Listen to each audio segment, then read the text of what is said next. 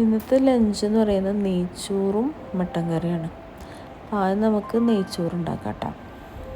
വെള്ളം ചൂടായപ്പോൾ അതിലേക്ക് ഗരം മസാലക്കൂട്ടും പിന്നെ കുറച്ച് ഓയിലും ഉപ്പൊക്കെ ഇട്ടു, കുറച്ച് ഡാൽഡ ഇട്ടു.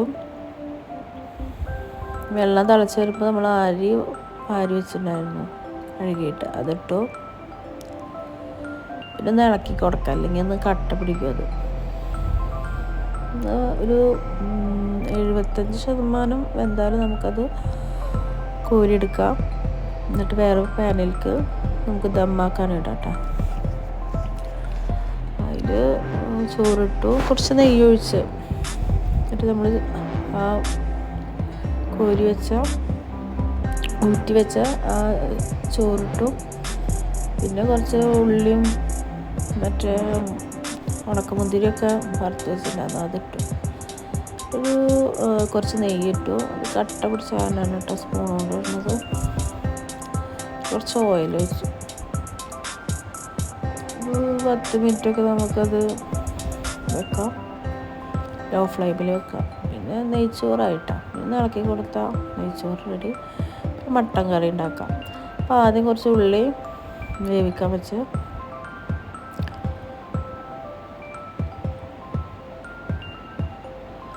വെന്ത് വരുമ്പോൾ അതൊന്ന്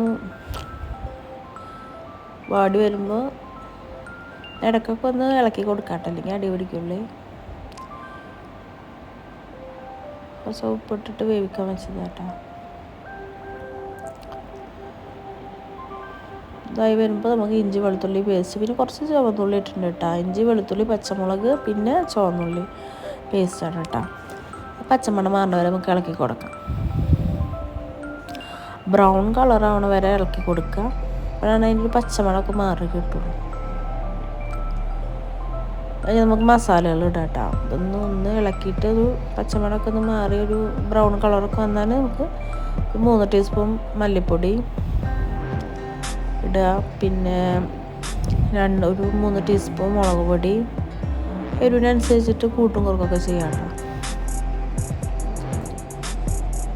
പിന്നെ ഒരു 1/2 ടീസ്പൂൺ മഞ്ഞൾപ്പൊടി ഇടുക. പിന്നെ കുരുമുളക് പൊടി ഇടുക. കുരുമുളക് പൊടി ഒക്കെ നമുക്കിനി വേണ്ടവർക്ക് കുറച്ച് കൂടുതൽ ഇടുകയൊക്കെ ചെയ്യാം കേട്ടോ. അപ്പോൾ ഇനി കുറച്ച് ഗരം മസാലപ്പൊടി ഇട്ടു. അതിൻ്റെ പച്ചമണം മാറുന്ന വരെ ഒന്ന് ഇളക്കി കൊടുക്കുക. നന്നായിട്ട് ഇളക്കി കൊടുത്ത് ആ പച്ചമണമൊക്കെ ഒന്ന്